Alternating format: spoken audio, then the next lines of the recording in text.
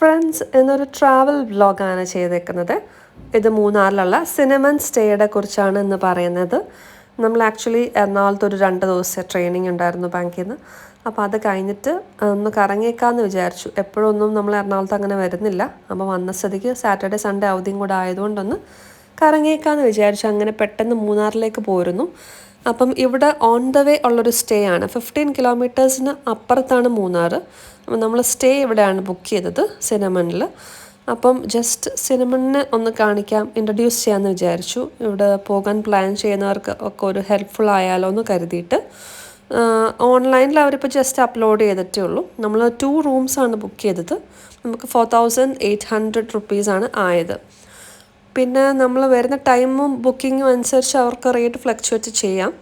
നമ്മൾ second Saturday ആയതുകൊണ്ടായിരിക്കും 2 റൂംസിന് 4800 ആയത്. അപ്പോൾ ഞാൻ ജസ്റ്റ് ഇതിൻ്റെ ഔട്ട് യാർഡും അതുപോലെ റൂംസൊക്കെ ഒന്നാണ് കാണിക്കുന്നത്. അത്യാവശ്യം നല്ല ഗ്രീനറിയിൽ അവർ ചെയ്തിട്ടുണ്ട്. പുറത്ത് നമുക്കൊരു സിറ്റിംഗ് ഒക്കെ അവർ സെറ്റ് ചെയ്തിട്ടുണ്ട്. അപ്പോൾ നമുക്ക് തണുപ്പാണെങ്കിലും വെയിലാണെങ്കിലും ചായ കുടിക്കാൻ പറ്റുന്ന പാകത്തിന്, ചിറ്റാറ്റ് ചെയ്യാൻ പറ്റുന്ന പാകത്തിനാണ് ചെയ്തേക്കുന്നത്. പിന്നെ ഒരു പോണ്ട് വരുന്നതിനകത്ത് അത്യാവശ്യം കുറേ കുഞ്ഞു കുഞ്ഞു മീനുകളുണ്ട്. അത്യാവശ്യം ചെടികളൊക്കെ ആയിട്ട് നല്ലൊരു ഗ്രീൻ ടച്ചപ്പ് അവർ കൊടുത്തിട്ടുണ്ട്. പിന്നെ പ്രോപ്പർ അഡ്രസ്സാണ്, ഞാൻ ബോർഡൊന്ന് സൂം ചെയ്ത് കാണിച്ചെന്നുള്ളതേ ഉള്ളൂ. ആർക്കെങ്കിലും വരാൻ താല്പര്യപ്പെടുന്നുണ്ടെങ്കിൽ.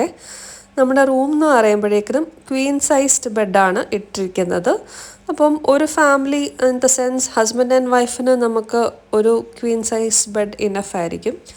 ഭയങ്കര ഒരു പോഷ് സെറ്റപ്പ് ഒന്നുമല്ല, ഒരു നോർമൽ ആവറേജ് പാക്കിങ്ങിൽ നമുക്കിത് കവർ ചെയ്യാൻ പറ്റുന്ന രീതിയിലുള്ള ഒരു ബഡ്ജറ്റിംഗ് ആണ് അവർ വെച്ചിരിക്കുന്നത്. അത്യാവശ്യം ഫെസിലിറ്റീസ് നമുക്കുണ്ടായിരുന്നു. TV, AC, wardrobe, attached bathroom, അങ്ങനെ അത്യാവശ്യം ഫെസിലിറ്റീസ് വരുന്നുണ്ട് താനും.